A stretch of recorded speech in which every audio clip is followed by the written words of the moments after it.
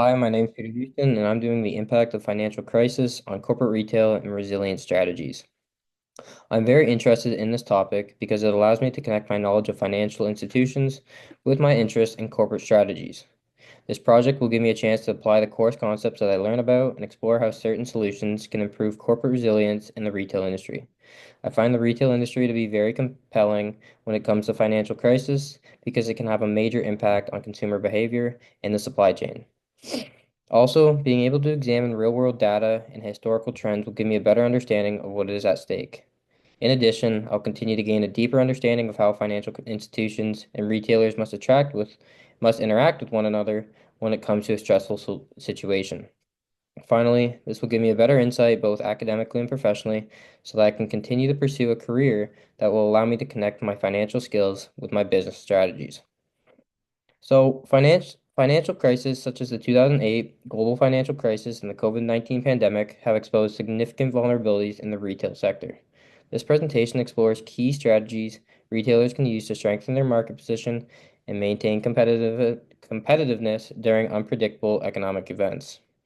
We'll focus on three critical areas: liquidity management, digital transformation, and supply chain resilience.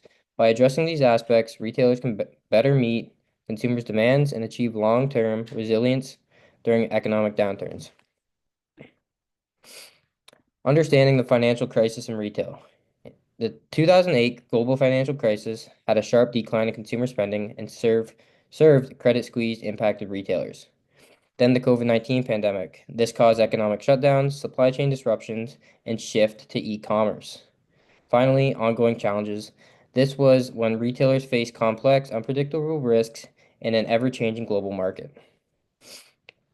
The root causes of retail vulnerability. The first one is reliance on short-term financing. This increases vulnerability during liquidity crises. The second one, sensitivity to consumer confidence. Fluctuations in spending directly can impact revenue and consumer behavior. The third one, global supply chain dependency. Disruptions can severely affect inventory and operations, which can cause businesses to go bankrupt or even shut down. Challenges in the retail sector. The first one is liquidity management. This is ensuring operational stability during economic downturns. The second one, digital transformation. This is being able to adapt to rapidly evolving market conditions and consumers' behaviors. And the third one, supply chain resilience, maintaining product availability and minimizing disruptions. Liquidity management strategies. Liquidity management is crucial for maintaining operational stability during economic downturns. Retailers relying on short-term credit have historically faced significant risks. To reduce these risks, the following measures are advised. The first one is to use alternative financing. This is to utilize asset-based lending, equity bonds, or hold liquidity assets to reduce risks associated with short-term credit reliance. The second one, stress testing. Implement this is but to This is to implement liquidity stress testing to effectively manage revenue fluctuations and ensure cash flow stability. The final one, cash reserves. This strategy can be effective if you can maintain adequate cash reserves to handle operational needs during economic stressors. The digital transformation and strategies. Digital transformation has become essential for retailers to thrive in financial crisis.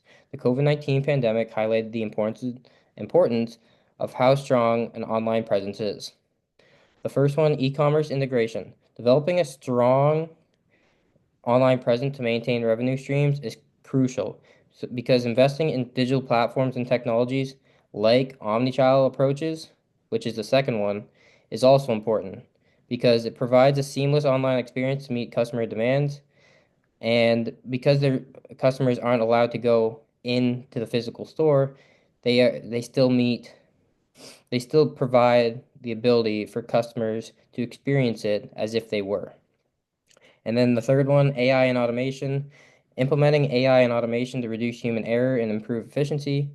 You know, this can just allow customers to experience it and maintain like it feels like they're still in person, just they're not able to be. The supply chain resilience strategies. Supply chain resilience is vital to maintaining product availability and minimizing disruptions during financial crisis. So the first strategy is diversification. So to reduce the dependency on single sources by diversifying suppliers and considering onshoring options. Considering the onshoring option would mean to relocate the production or um, factories closer to home so that they don't have the wait times or um, the cost of shipping one item to another. The second one is technology integration, implementing blockchain and data tracking software to improve supply chain transparency and responsiveness is important because it ensures timely, productive delivery and customer satisfaction. And the final one, risk management, developing strategies to minimize stockouts and ensure timely product delivery enhances customer satisfaction, like technology integration. So this is just going over the 2008 global financial crisis. There was a 4.3% GDP decline, which is a sharp economic downturn, which affected consumer spending across retail sectors. There was a 9.5% unemployment rate. This means that people were starting to lose their jobs um, very fast, and 8.7 million jobs were lost. So there was a massive unemployment led to reduced consumer confidence and spending. This is the case study for COVID-19 pandemic. The first one was pre-pandemic, everything was normal. There wasn't that big of an online presence. During the pandemic, there was a rapid shift to the online presence, and it made companies have to, you know, adjust to how they were going to do business. And then post-pandemic, people began to realize during the pandemic that online having a good e-commerce presence um, is can be helpful, and hybrid models combining physical and digital retail experiences started to become more um, available because companies started to realize that it was beneficial to have an online presence no matter if people were allowed in the store or not.